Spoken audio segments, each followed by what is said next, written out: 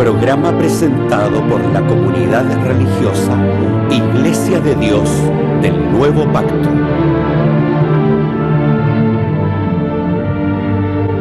Millones de personas en el mundo piensan que la Biblia es la palabra del único y verdadero Dios. En la actualidad, este libro ha sido traducido a más de 2000 idiomas y dialectos, y se calcula que se han editado unos 6.000 millones de ejemplares. Ningún otro libro que se haya escrito ha ejercido tanta influencia en la sociedad como la Biblia.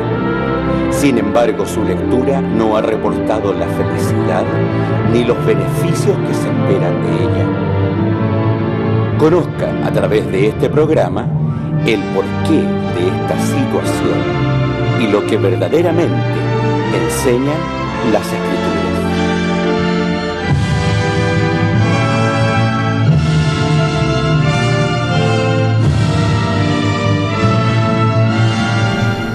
Muy buenas tardes, estimados televidentes. Estamos nuevamente junto a usted en este sábado, donde le acompañamos con su programa A la Luz de la Verdad. Esperamos que hayan tenido una muy buena semana, una semana de bendiciones junto a cada una de sus familias. Y estamos en esta mañana, nos acompaña, como es su costumbre, nuestro pastor, hermano Francisco Ulloa Juárez. Estimados televidentes, gracias a Dios nos corresponde dar siempre por tener la oportunidad de estar con ustedes y poder tener una nueva oportunidad de hablar de la palabra de Dios, temas que creo que son importantes, que siempre estemos meditando en nuestra vida y con la esperanza de que pueda serle útil a ustedes. Muchas gracias, pastor.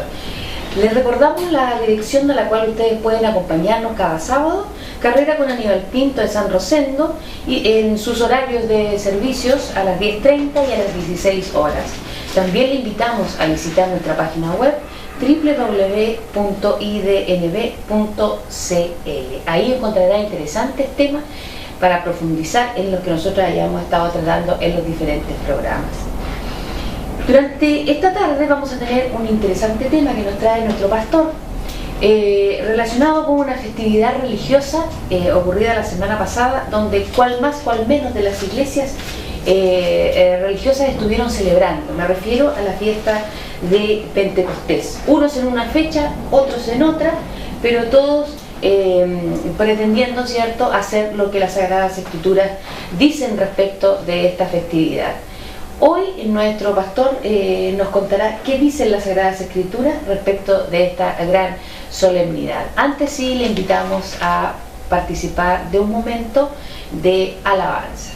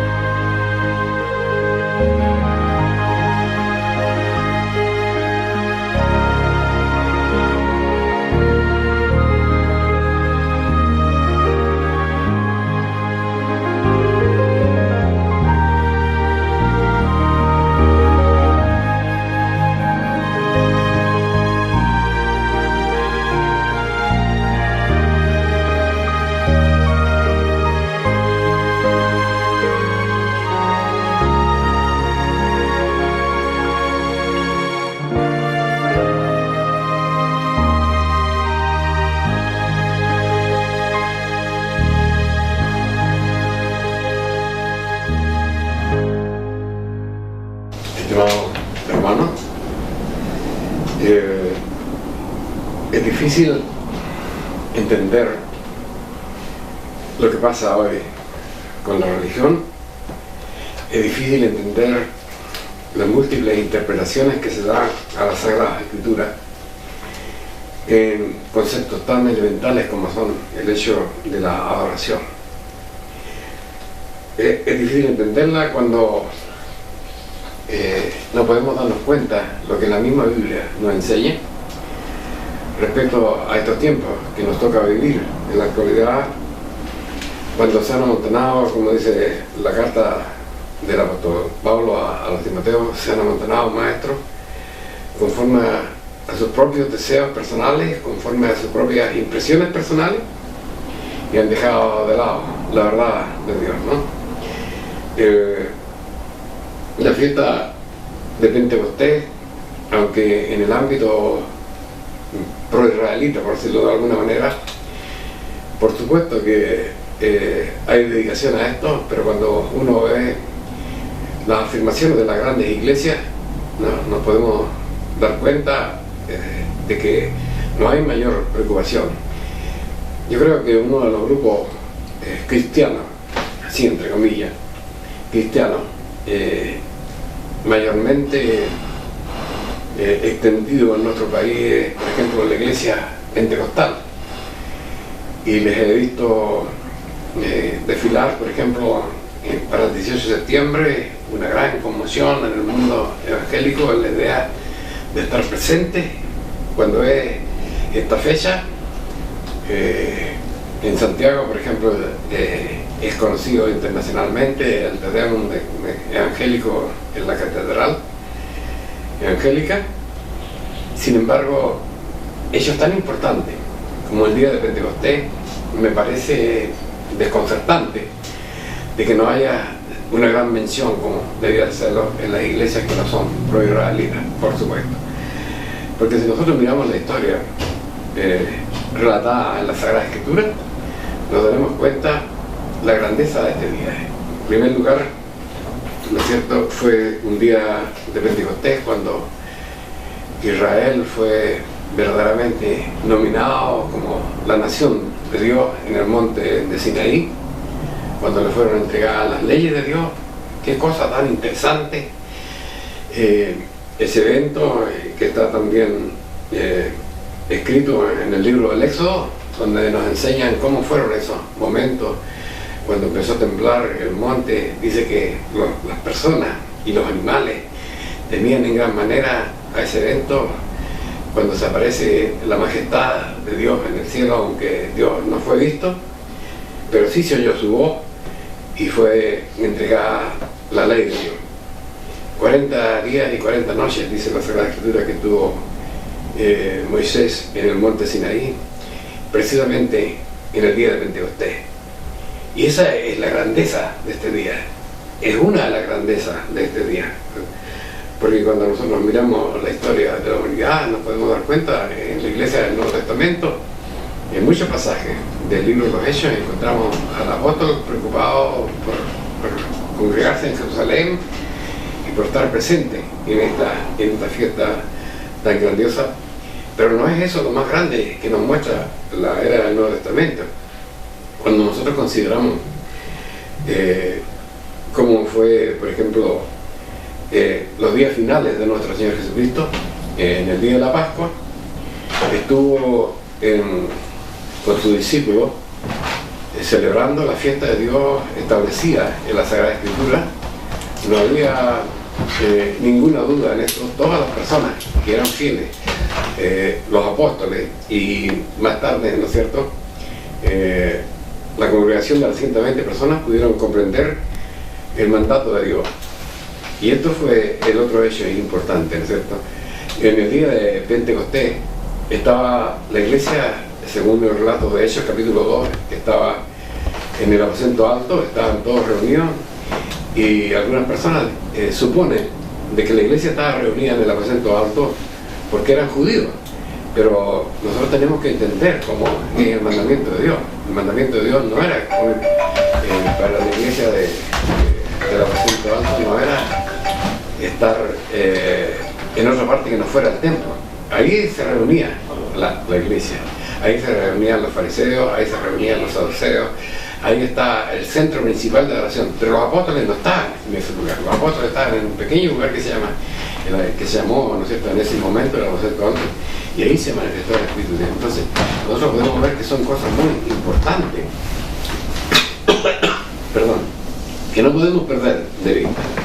El aposento alto es una institución que está establecida en la palabra de Dios. Vamos a ver en el capítulo 23 de Éxodo, el primer momento en que está escrita la ley de Dios. Dice la palabra en el capítulo 23 del libro de Levítico de la siguiente manera.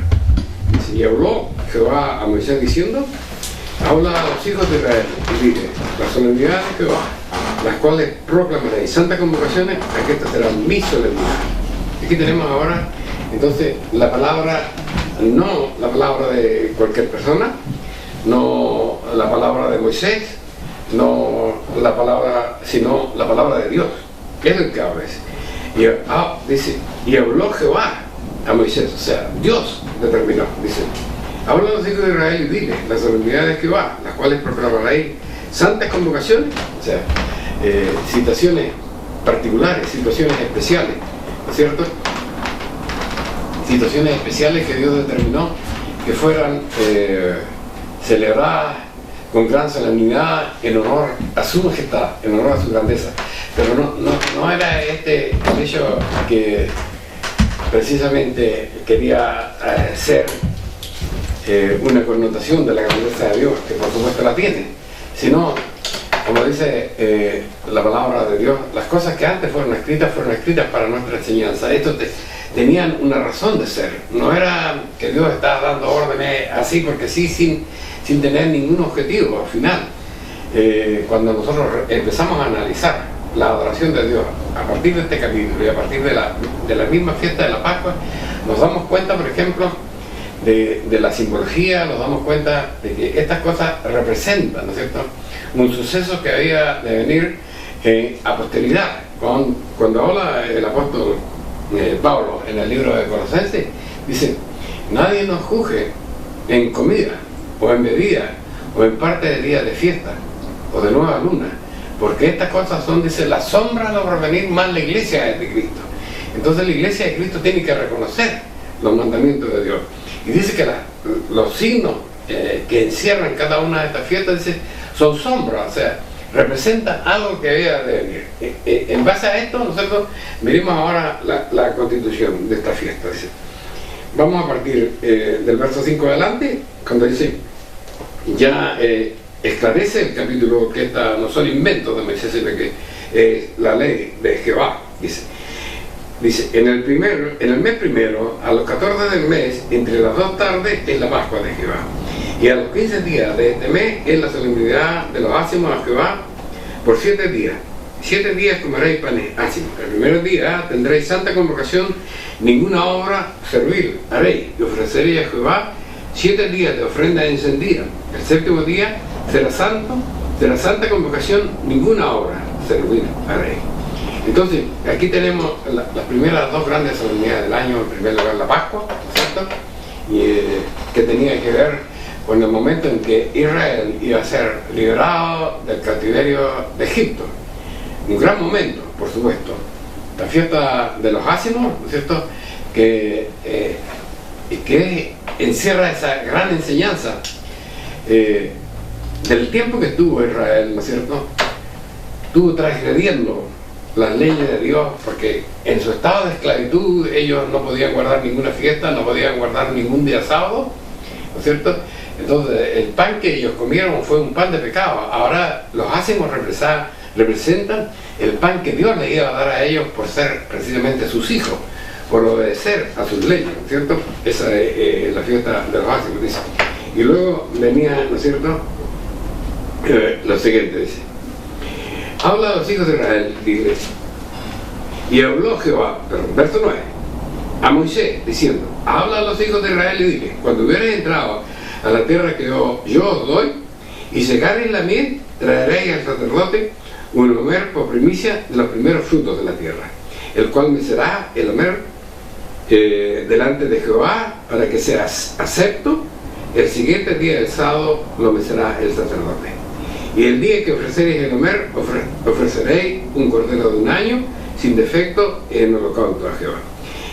Aquí tenemos entonces una situación que tenía que darse, ¿no es cierto? Cuando empezara la primera cosecha del año, había que recoger una gavilla, un Omer, no sé, ahí está una medida, en este caso de cebada, y el sacerdote lo presentaba delante de Dios como una forma de gratitud por las bendiciones que él le da. Era la primicia, lo primero, el fruto elegido, donde nadie más lo había tocado, era presentado delante de Dios. Todo esto era un símbolo. Ahora que la gente ya, a través de tantas publicaciones que hay del culto de adoración a Dios, de los programas de televisión, nos podemos dar cuenta, ¿cierto?, cómo la Pascua, el Cordero de la Pascua representaba a nuestro Señor Jesucristo, ¿cierto? La primicia era naturalmente representada a nuestro Señor Jesucristo, cuando ustedes pueden ver en el capítulo de Juan, cuando nos habla de la resurrección, dice que las santas mujeres fueron a ver el sepulcro donde había sido puesto nuestro Señor Jesucristo, y dice que la piedra estaba revuelta, y entraron y Jesús no estaba ahí. Ellos habían ido tal vez a rendirle una forma de homenaje en su sepultura, no lo hallaron. Luego vinieron los discípulos, algunos discípulos, y se dieron cuenta, volvieron a su casa y se quedó, dice, afuera María Magdalena, dice, confusa por el hecho de que no estaba ni siquiera el cuerpo de su maestro como ella pensaba que podía estar en ese minuto. Entonces dice, vuelve, relata el capítulo 20, me parece, del libro de Juan, vuelve a entrar Jesús, ¿no es cierto?, vuelve a entrar María al lugar de la sepultura de Jesús, y dice que ve a la persona que cuidaba ahí, o ella pensaba que era la persona que cuidaba, y le dice, ¿dónde se han llevado a mi maestro?, ¿no es cierto? Y ella, confundida, esperaba una respuesta de saber dónde estaba Jesús. Y Jesús le habla, porque era ya Jesús resucitado, le habla, y dice que María se levanta a abrazar a su maestro, y Jesús le dice, no me tocáis, porque todavía no he subido al Padre. O sea, el día que él resucitó, tenía primero que presentarse delante del Padre, porque él era la primicia. Esta gavilla que dice la palabra de Dios acá en el libro de Levítico, representaba a nuestro Señor Jesucristo subiendo al cielo, tal como está relatado en el primer capítulo del libro de los Hechos, ¿no es cierto?, para presentarse delante de Dios luego de que el Padre lo había resucitado entre los muertos. Y así está todo esto absolutamente ordenado. Las fiestas santas de Dios tienen ese valor y la gente no puede olvidarse de ellas. No puede pensar que quedaron clavados en la cruz, como dicen algunas personas. Estas son las fiestas santas de Dios y tienen el concepto de estar establecidas como mandatos de carácter perpetuo, ¿no? Veamos ahora cómo sigue el capítulo ese. El verso 15 dice, y os habéis de contar desde el siguiente día del sábado, dice, desde el día en que ofrecisteis el Omer de la ofrenda Mesías, 7 semanas cumplidas serán, o sea, 49 días, dice. Hasta el siguiente día del sábado, 50 días. Séptimo, contaréis 50 días, entonces ofreceréis un nuevo presente a Jehová. Por eso hablamos nosotros de la fiesta Pentecostés. Pentecostés significa eso, contar 50 días, ¿no es cierto?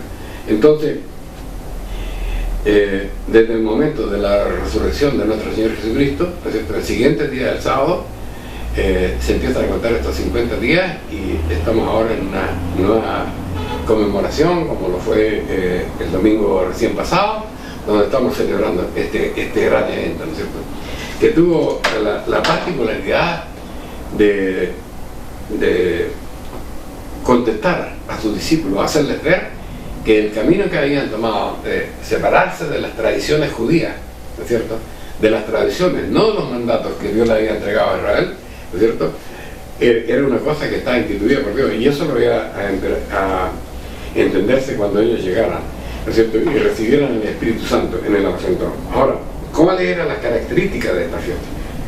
Dice, Y os habéis de contar desde el siguiente día, el sábado, desde el día en que ofrecisteis el homer de la ofrenda mecida, 7 semanas cumplidas serán. La Semana Santa fue celebrada por todas las iglesias cristianas del mundo, aunque sin lugar a duda no se estuvo celebrando, ¿no es cierto?, el sacrificio de la muerte de nuestro Señor Jesucristo, sino la Iglesia Católica Apostólica Romana determinó celebrar la resurrección de nuestro Señor Jesucristo, pero se celebró, ¿no es cierto?, se celebró la Semana Santa, y acordarnos de la resurrección de nuestro Señor Jesucristo, ¿no es cierto?, de ahí en adelante hay que contar estos 50 días. Hoy día me parece que aparte de la iglesia pro-israelita, la iglesia católica, apostólica romana sí guarda el día de Pentecostés en el tiempo correcto, es decir, el domingo pasado se celebró en algunas partes la fiesta de Pentecostés. ¿Qué conmemorar? ¿Qué cosas? Vamos a verlo acá. Dice, y os habéis de contar desde el siguiente día, el sábado, el día en que ofreciste el homer de la ofrenda mecida, ¿es cierto?, 7 semanas cumplidas serán. O sea, la Biblia establecía, ¿cierto?, que el siguiente día, el sábado, domingo, eso a nadie le puede caer ninguna duda. Desde ese domingo en que iban algunos sacerdotes, cortaban 3 gavillas y hacían un atadijo, ¿no es cierto?, que equivalía a un homer, y lo llevaban los sacerdotes para ser presentados delante de Dios. Desde ese día en adelante, desde ese día domingo, había que contar, ¿no es cierto?, 7 semanas cumplidas, o sea, el domingo a sábado, una semana, ¿no es cierto?, lo lógico, el domingo primer día de la semana, el sábado el último día de la semana, 7 ciclos de semana, ¿no es cierto?, eran 49 días, y al día siguiente, que era también un día domingo, entonces dice, de vuestras habitaciones traeréis 2 panes para ofrenda mecida, que serán de 2 décimas de flor de harina, cocidos con levadura, por primicia a Jehová. Y ofreceréis con el pan 7 corderos de 1 año, sin defecto, un becerro de la vacada, 2 carneros, serán el holocausto a Jehová. Y ofreceréis además un macho cabrío por expiación, y 2 corderos de 1 año por sacrificio de paz. Y el sacerdote lo mecerá en ofrenda agitada delante de Jehová, con el pan de las primicias, y los 2 corderos serán cosas sagradas a Jehová. Y convocaréis en este mismo día, dice, os será santa convocación, ninguna obra servil haréis, estatuto perpetuo en todas vuestras habitaciones por todas vuestras edades. Entonces aquí está, digamos, las cosas elementales. Existe una conmemoración ordenada por Dios que se llama la fiesta de Pentecostés. Se empieza a contar desde el siguiente día, el sábado, que cae dentro de la fiesta de la Pascua, ¿cierto?, y 50 días más adelante, ¿no es cierto?, se hace una nueva celebración. Las figuras materiales de aquel tiempo eran de la siguiente manera, aquí están muy claras, dice, aparte del sacrificio de animales, ¿no es cierto?, que ya hablaremos de eso, aquí había algo particular. De vuestras habitaciones traeréis 2 panes por ofrenda mecida. O sea, también había que tener 2 panes, pero tenían una característica especial, dice que serán 2 décimas de flor de harina, cocidos con levadura por primicia a Jehová. Cuando ustedes buscan a través de la Sagrada Escritura, el primero capítulo del libro de Levítico, precisamente, donde está la forma de cómo hacerlo presente delante de Jehová, la levadura era una cosa absolutamente prohibida. Sin embargo, en esta única fiesta se permitía que hubieran 2 panes, ¿cierto?, y que esos 2 panes fuesen con levadura, porque la levadura representaba sin lugar a duda el pecado. Entonces, ¿cuál es la importancia de estos 2 panes? Cuando el apóstol Pablo, ¿no es cierto?, hablaba de la fiesta de la Pascua en el libro de Corintios, la enseñanza es de la siguiente manera. Dice, por tanto, amados míos, estoy leyendo 1 Corintios capítulo 10, ¿cierto?, del verso 14 adelante. Por tanto, amados míos, huid de la idolatría. Como a sabios hablo, juzgad vosotros lo que digo. La copa de bendición que bendecimos, ¿no es la comunión de la sangre de Cristo? ¿A qué se está refiriendo? Está refiriendo sin lugar a dudas a la fiesta de la Pascua, ¿no es cierto?, cuando se reparte el vino y el pan a la congregación, ¿no es cierto?, a los hijos bautizados de la congregación, y aquí está aludiendo a eso, dice: la copa de bendición que bendecimos, perdón, ¿no es la comunión de la sangre de Cristo? Por cierto que lo es. Y el pan que partimos, ¿no es la comunión del cuerpo de Cristo? ¿Qué está diciendo? Nos está diciendo que el vino en la Pascua representa la sangre de nuestro Señor Jesucristo, y el pan de la Pascua representa, ¿no es cierto?, el cuerpo de nuestro Señor Cristo. Y luego aclara la importancia de la representación del pan en aquella ocasión y lo que es ahora para la iglesia. Porque un pan es que muchos dicen: somos un cuerpo, pues todos participamos de aquel pan. O sea, cuando nosotros participamos del pan de la Pascua, estamos dando una señal de que la iglesia es un cuerpo delante de Dios, es una sola cosa. Entonces, ahora, cuando llegamos volvimos atrás a ver la situación de Levítico capítulo 23, dice que son dos panes. ¿Pero por qué son dos panes? Bueno, indudablemente, ¿no es cierto?, porque delante de Dios, o sea, esos dos panes representan a dos pueblos. ¿Y cuáles pueden ser estos pueblos? Indudablemente que un pueblo de Israel y otro es el mundo gentil. Lo vamos a ver en la Sagrada Escritura. No es una cosa que a uno se le ocurra, sino que cómo van a ser las cosas en el tiempo del fin. El mejor libro que nos lo enseña el libro de Apocalipsis. Y en el capítulo 7 dice de la siguiente manera: dice,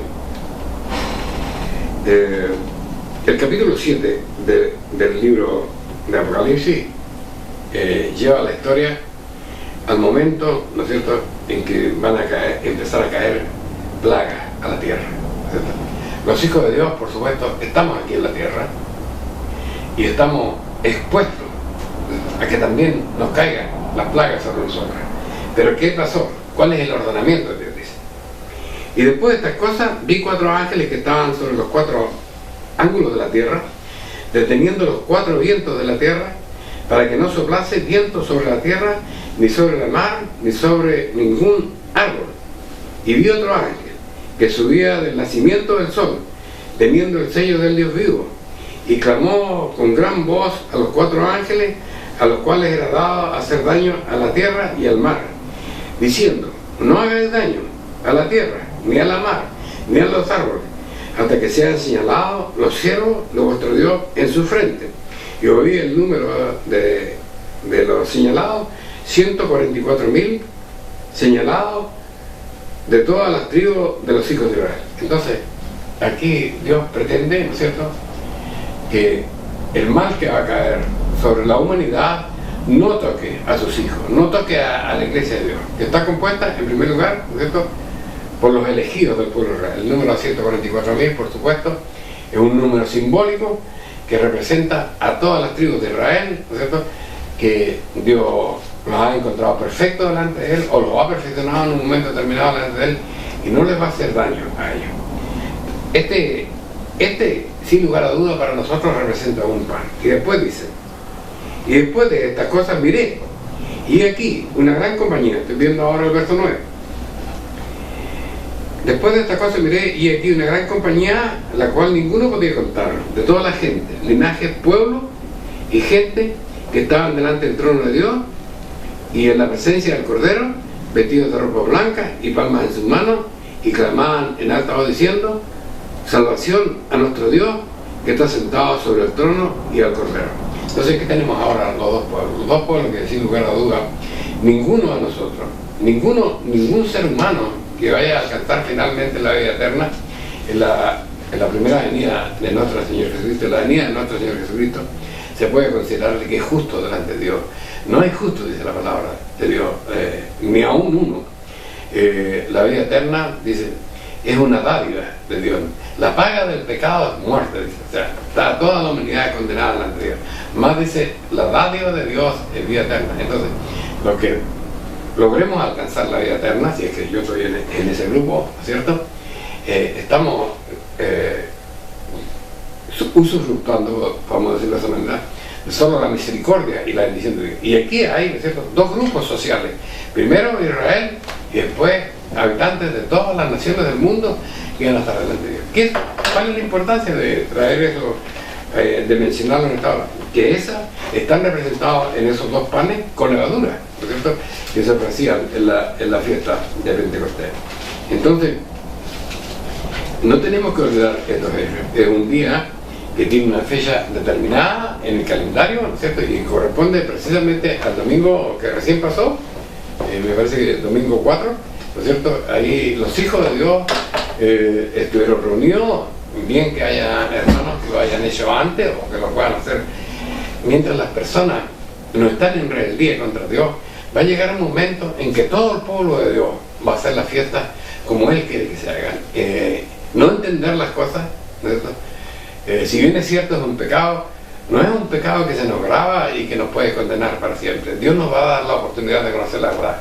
Y nosotros estamos ahora planteando lo que dice la Sagrada Escritura, como lo señala aquí en el capítulo 23, perdón, en el capítulo 21 dice: y convocaréis en este mismo día una santa convocación, ninguna hora servil haréis, estatuto perpetuo es por todas vuestras, en todas vuestras habitaciones, por todas vuestras edades. Entonces, primero, tenemos un día, después tenemos un mandato que es de carácter perpetuo, después tenemos una simbología dentro de ese mandato, que es, ¿no es cierto?, este acto de la presentación delante de Dios que tenía que hacer el pueblo de Israel, ¿no es cierto?, de 2 panes con levadura, ¿no es cierto?, que representaba 2 pueblos con pecado, que es el Israel, que al fin del tiempo se va a volver a convertir delante de Dios.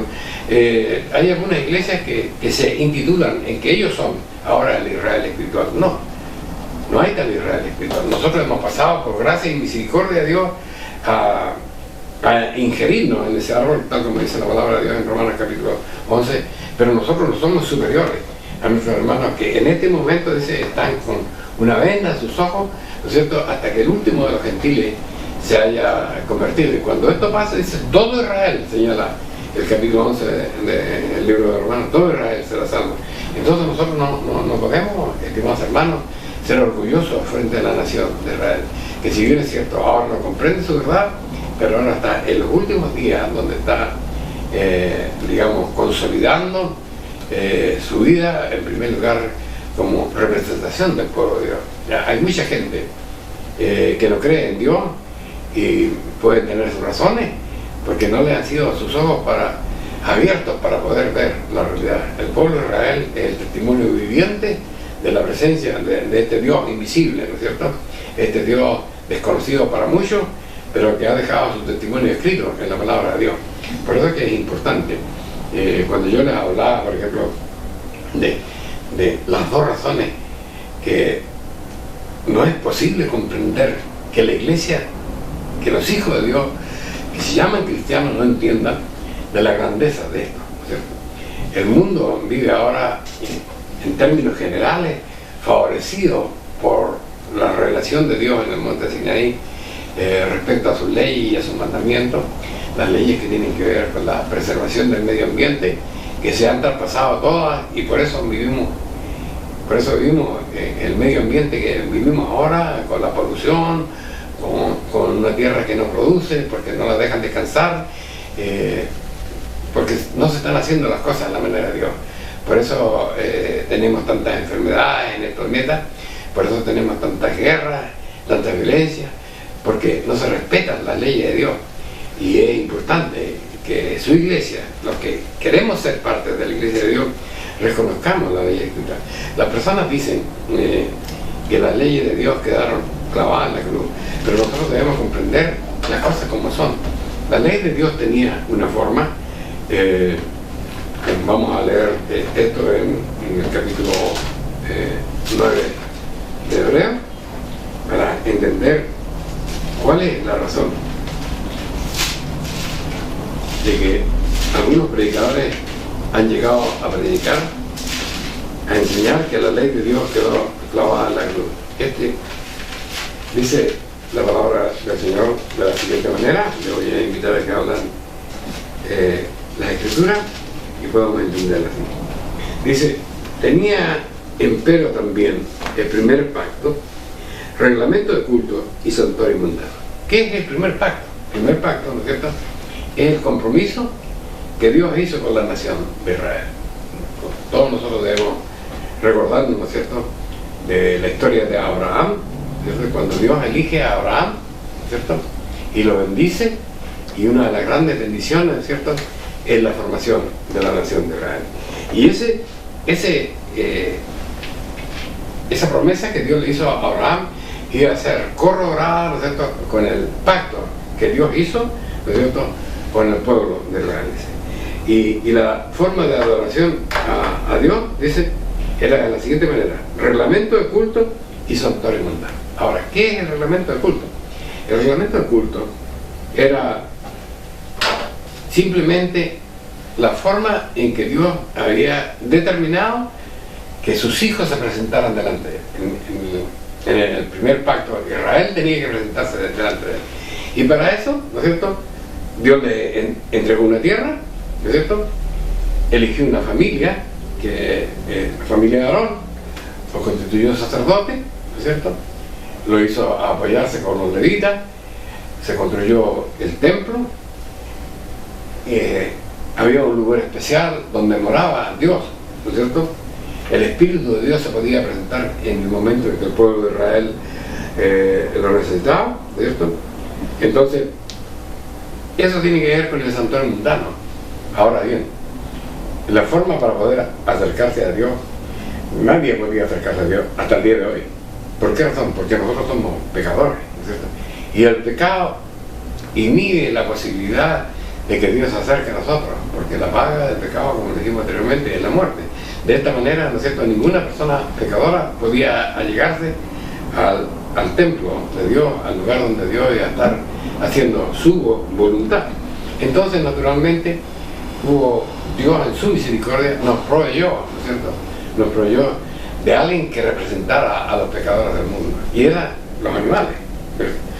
Todos los animales representaban, ¿no es cierto?, la muerte de los individuos que les correspondía a causa de su pecado. Por eso dice, una cosa es el reglamento de culto y la otra cosa es el santuario mundano, ¿no es cierto? Dice, porque el tabernáculo fue hecho primero donde estaban la lámpara, la mesa, los panes de la proposición, ¿no es cierto?, lo que se llamaba el santuario. Y tras el segundo velo está el tabernáculo, se llamaba el lugar santísimo. Ahora, saltémonos una poca versículos y lleguemos al verso 8. Dice, dando a entender en esto el Espíritu Santo que aún no estaba abierto el camino para el santuario, entre tanto el primer tabernáculo estuviera en pie. Entonces, ¿cuál fue el primer tabernáculo? Sin lugar a dudas, ¿no es cierto?, el tabernáculo que tuvo el pueblo de Israel, ¿no es cierto? Dice, entonces, el camino al santuario, el camino a Dios, no estaba bloqueado mientras tanto el primer tabernáculo estuviera en pie. Mientras tanto Israel tuviera ahí su sacerdote, tuviera su tabernáculo, tuviera su sacrificio de animales, para el resto de la humanidad estaba tapado el camino, ¿cierto? Dice, lo cual es la figura de aquel tiempo presente, en el cual se ofrecían presentes y sacrificios que no podían hacer perfectos cuanto a la conciencia al que servía con ellos. O sea, mientras los hombres tuvieran un animal que presentara a Dios, no se preocupaban de ser mejores. Y llegó a tal extremo la situación, ¿no es cierto?, que en los días de nuestro Señor Jesucristo se había instalado una feria adelante. Y en esa feria, para que las personas no tuvieran el trabajo de traer los sacrificios de su lugar donde vivían, en esa feria le vendían animales, ¿no es cierto? Y podía regodearse los precios y podía comprar un animal que estuviera manco, que fuera enfermo, no había problema, él llegaba con su animal y el animal sacrificaba. Porque la conciencia de las personas, ¿no es cierto?, los sacrificios materiales no lo habían a hacer nunca digno delante de Dios. Dice, por eso, dice, consistiendo solo en vianda y en bebida y en diversos lavamientos y ordenanzas acerca de la carne, que estaban impuestos hasta el tiempo de corrección. ¿Qué estaba impuesto? Eso que se llamaba, ¿no es cierto?, que llama la palabra de Dios, ¿no es cierto?, el santuario mundano. La santificación por el santuario mundano está, ¿no es cierto?, en pie hasta que vino el momento de la transformación.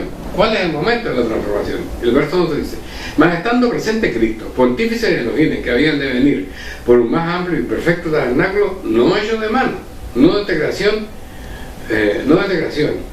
y no por la sangre de los machos cabríos, ni de los becerros, sino por su propia sangre, entró una sola vez en el santuario, obteniendo eterna redención. Entonces aquí entramos al problema que nos enseña la Sagrada Escritura. La ley, durante el periodo del primer pacto, es decir, el tiempo en que Israel fue un pueblo vigente delante de Dios, fue una congregación vigente delante de Dios, esta era la forma correcta de adoración. No tenía que ver ni con el sábado, ni con la Pascua, ni con el Pentecostés, ni con el trompeta, ni con la expiación. Eso era el reglamento del culto y era una cosa. El santuario mundano era los presentes que tenían que ofrecerse, presentes materiales, que tenían que ofrecerse, ¿no es cierto?, a causa o por los pecados, para redimir los pecados que no lo tenían. No hay ningún presente que podía ser más grande y más magnífico que la sangre de nuestro Señor Jesucristo. Por eso es que cuando Él murió en la cruz, eso cesó. Pero no cesó el sábado, ni cesó la Pascua, ni cesó el Pentecostés, ni cesó la trompeta, ni ninguna de las fiestas de Dios. Y eso, más claro que eso no puede ver, porque cuando ustedes ven, por ejemplo, nuestro Señor Jesucristo había muerto hacía más de 50 días, cuando fue el asunto del Pentecostés en el aposento alto. Pero entonces, ¿qué hacían esas personas? ¿Qué hacían los discípulos ahí celebrando el Pentecostés si el Pentecostés había quedado clavado en la cruz? Si ellos habían estado con Jesús, ¿cómo no iban a entender de que eso ya no corría más? No es que no entendieran que no corría, simplemente porque nadie dijo que no corría más. No era la voluntad de Dios. La adoración, el reglamento de culto, la forma de adoración no quedó clavada en la cruz. Lo que quedó clavado en la cruz es la ley de los sacrificios de animales para perfección del pecado, y no la forma de adoración a Dios. Y cuando vemos nosotros ahora, en la actualidad, ¿qué queda de eso? Absolutamente nada. Y cuando ustedes se meten en la historia de la iglesia, ¿no es cierto?, ¿Cómo se proyectó una iglesia universal, ¿no es cierto?, que iba a arrogarse el derecho de la adoración, y cómo fue esa iglesia, ¿no es cierto?, ya constituida en la cabecera del mundo, en la cabecera de la sociedad. Entonces empezó a crear leyes y finalmente llegaron momentos históricos como son los concilios ecuménicos, que nosotros lo podemos comprender, donde se establece de que ellos dijeron en un momento determinado: hasta aquí llegó el sábado, hasta allí llegaron las fiestas solemnes, y ahora vamos a tener nuestras propias fiestas solemnes. Y eso, que todo el mundo lo pueda entender cuando lee la Sagrada Palabra de Dios y cuando lee la historia universal, ¿no es cierto?, no se puede dar cuenta de la intromisión de Satanás que ha perturbado la mente de los dirigentes, porque tal vez también los dirigentes ahora no están comprometidos con el hecho de que el pueblo verdaderamente adore a Dios, sino que haya mucha gente en su iglesia para que tenga mucho dinero para sus arcas, y no están pensando en la voluntad de Dios, porque de otra manera estos mandamientos están claros. Porque ¿quién no entiende el concepto de perpetuo? ¿Quién no entiende el concepto de que estas cosas son sombras de los bienes venideros? ¿Por qué, por ejemplo, cuando ustedes leen la institución de la fiesta de la Pascua, se presentaba el número de la ofrenda de Mesías, y ahora no está? ¿Pero por qué no está ahora? Bueno, porque ese número, esa gavilla que se presentaba, tenía, ¿no es cierto?, tenía por principio dibujarnos en nuestra mente, ¿no es cierto?, el concepto de la primicia. Y como la primicia de los seres humanos era nuestro Señor Jesucristo, indudablemente cuando Él fue presentado delante del Padre, ¿no es cierto?, en el día de Pentecostés, indudablemente que ya no tenía razón de ser.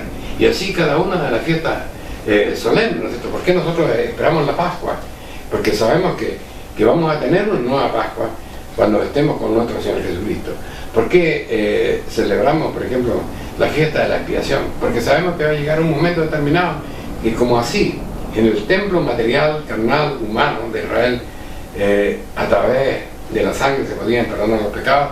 Sabemos que un día iremos a estar delante del Padre en el templo que va a descender con la Jerusalén celestial, y vamos a poder recibir el perdón de nuestros pecados, vamos a poder acercarnos a Dios y convivir y compartir con Él.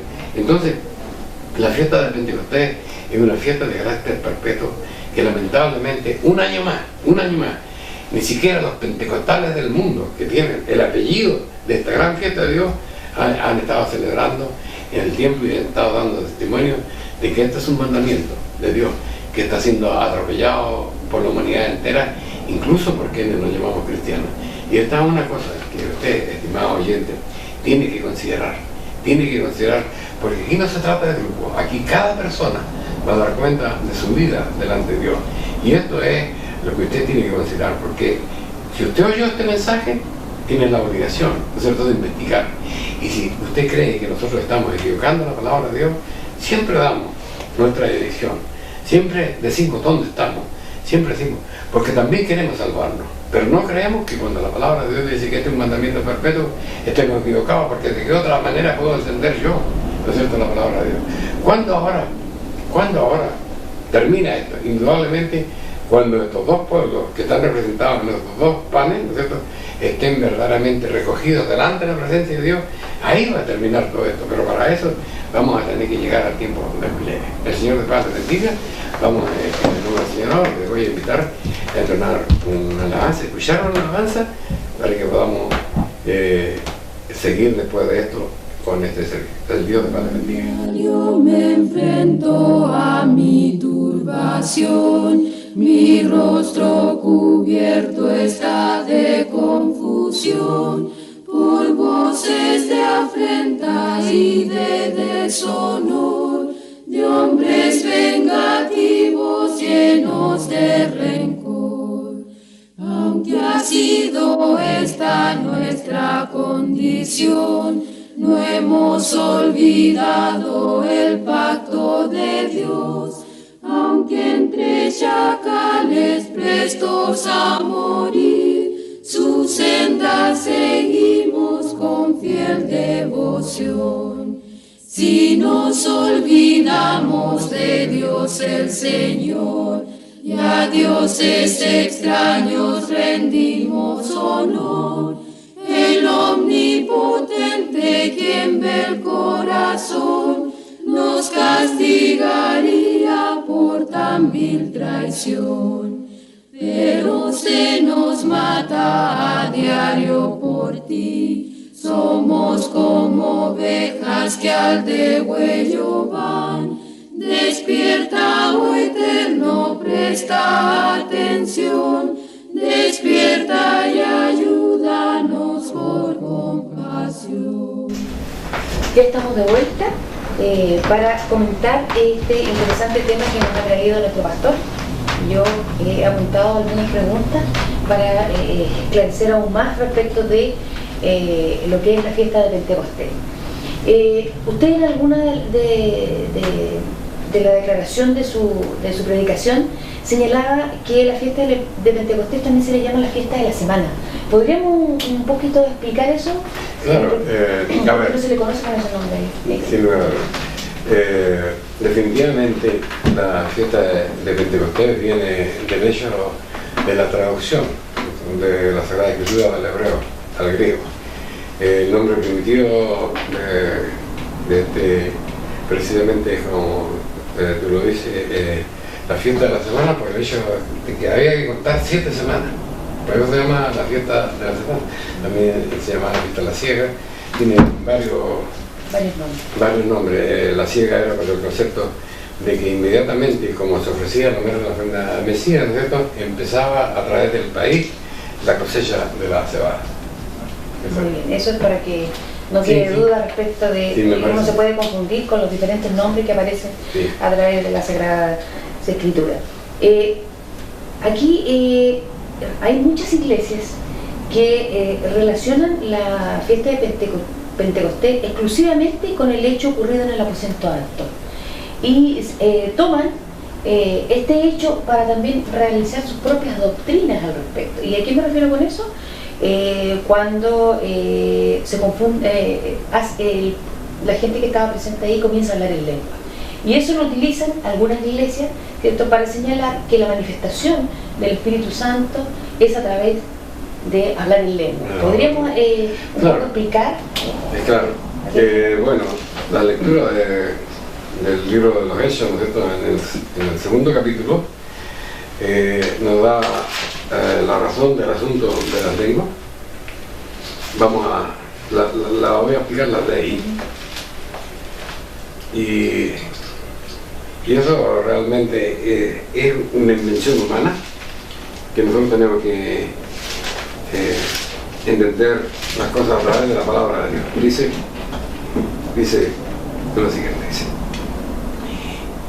Hechos capítulo 2, verso 3 en adelante, y se le aparecieron a los discípulos, por supuesto, eran 120 personas las que iban ahí, lenguas repartidas como de fuego que se sentó sobre cada uno de ellos.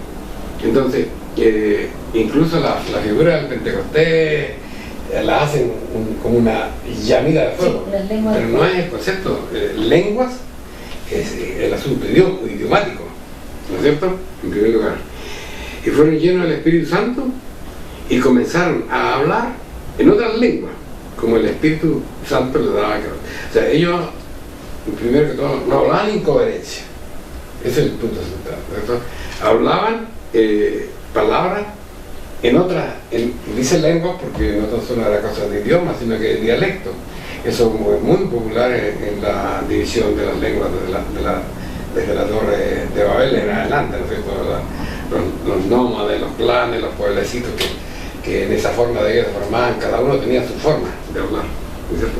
Entonces, y moraban entonces en Jerusalén, como era una fiesta conocida, había en primer lugar judíos, varones religiosos de todas las naciones debajo del cielo, dice.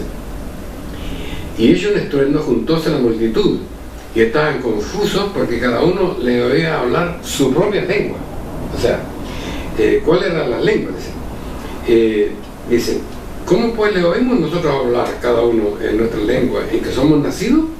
Habían partos, habían medos, habían elamitas, habían gente de Mesopotamia, habían judíos, había gente de Roma, ¿no es cierto?, de Capadocia, de Ponto, personas de Asia, dice, en Frigia, en Panfilia, en Egipto y en las partes de África, como en otras partes del Cirene, y romanos extranjeros, tanto judíos como convertidos, cretenses y árabes. Cada uno les oímos hablar en nuestra propia lengua. Entonces, cuando ellos hablaban en lengua, no hablaban en una situación que desconocida, o sea, indudablemente que los que hablaban árabe entendían árabe y los que hablaban, ¿no es cierto?, italiano entendían, ¿no es cierto?, la lengua romana, sin lugar a dudas. Y a lo mejor entre ellos podían entender, pero cada individuo atendía su propio idioma, o sea, no eran palabras locas.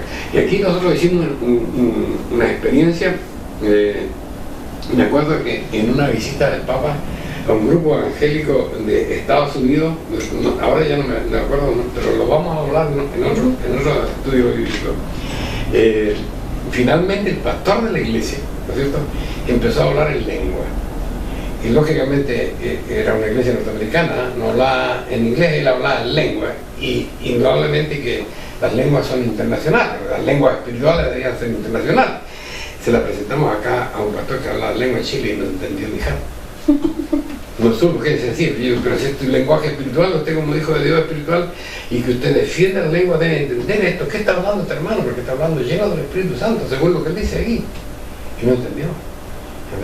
Entonces, hay iglesias que creen justamente de que si tú no hablas en lengua, no has recibido el Espíritu Santo. Y el Espíritu Santo de Dios no tenía que ver con eso, ¿no? Tenía que ver, primero que todo, que había una gran multitud, 3.000 personas, dice la Biblia aproximadamente, no me acuerdo el número exacto. Y como eran de diferentes idiomas, ahí estaban la congregación de 120 personas recibiendo el Espíritu Santo para que hablara con este grupo determinado, en la lengua de ese grupo determinado, y esto en su lengua a este otro grupo. Y eso no fue hablar esas palabras que hoy día, bueno, un poco babodingún, otras palabras inventadas, no sé, otras palabras en otro idioma, pero nadie entiende nada. Y hay en Corintios una seria advertencia en esto, ¿no es cierto?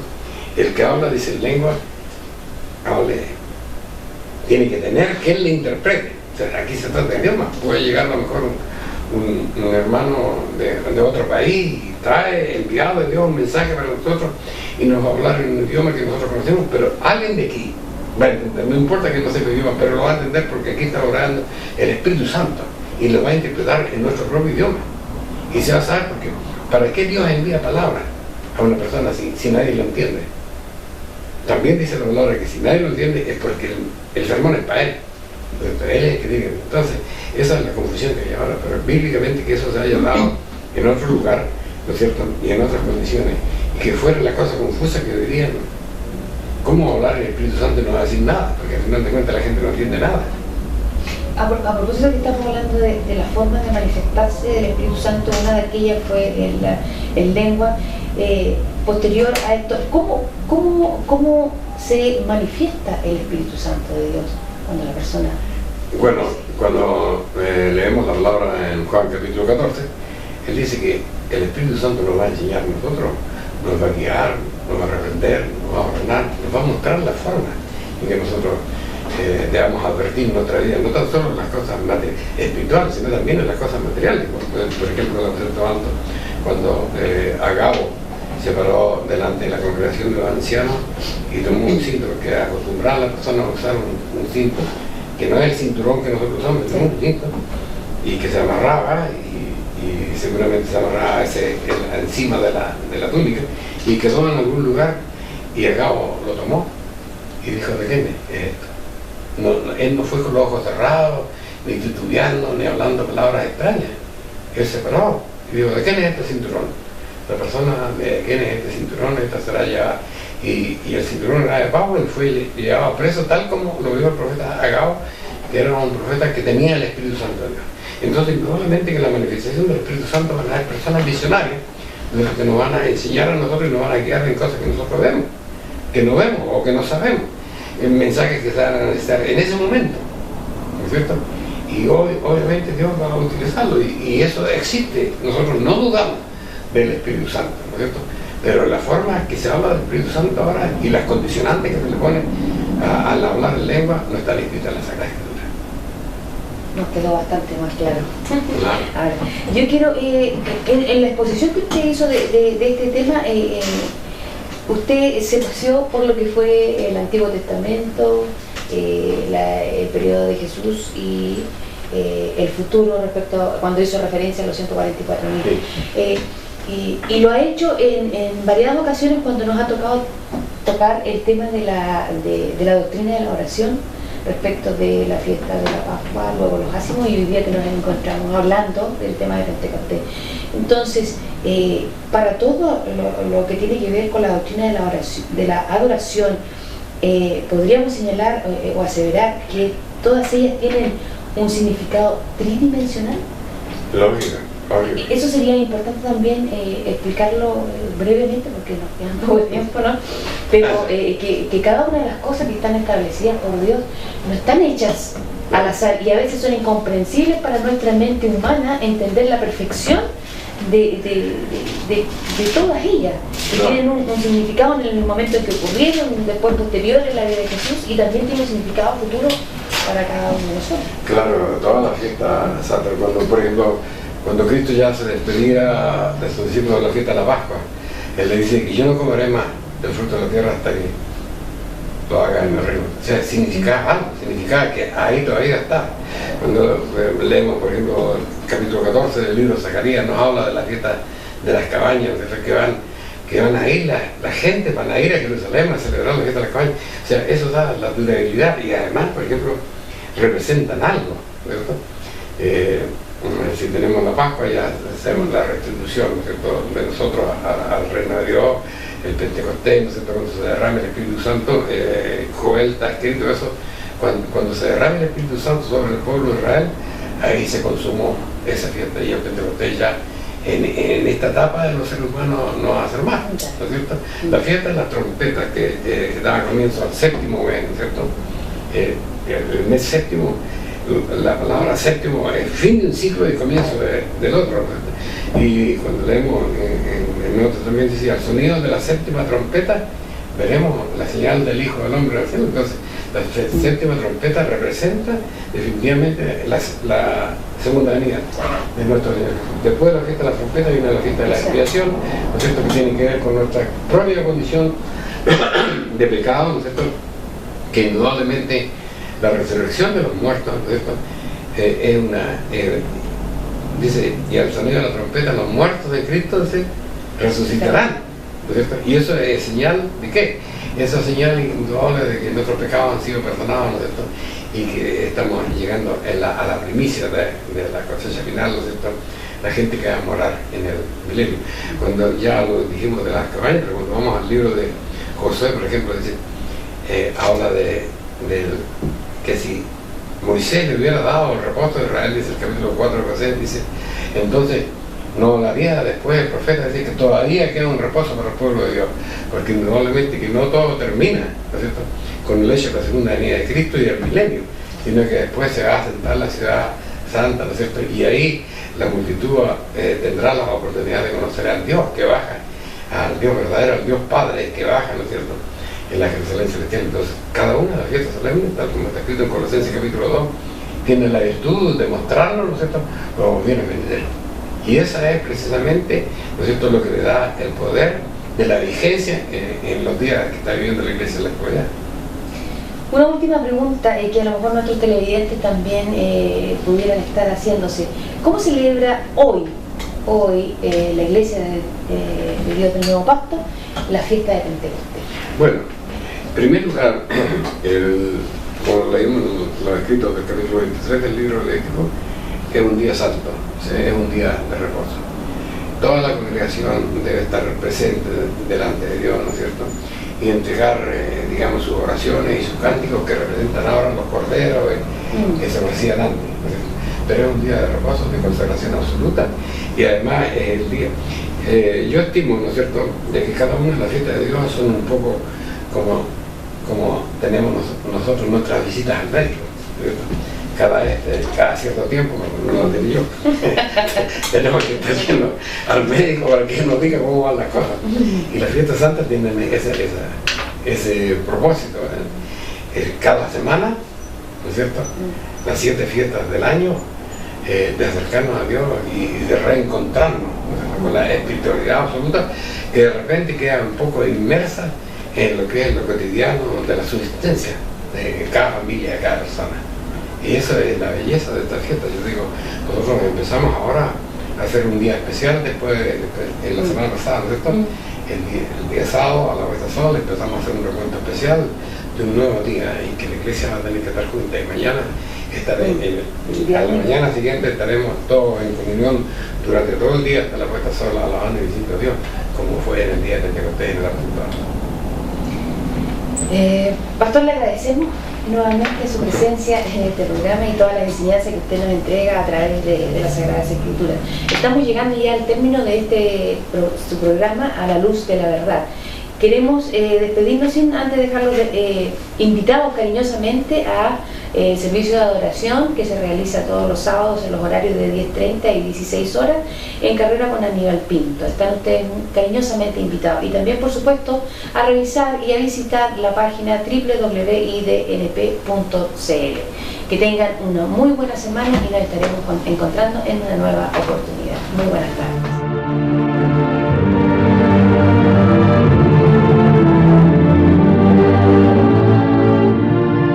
Si le ha interesado lo que hemos expuesto, le invitamos a escribirnos al correo electrónico iglesiasiglo21@gmail.com y a sintonizarnos en esta emisora la próxima semana en el mismo horario.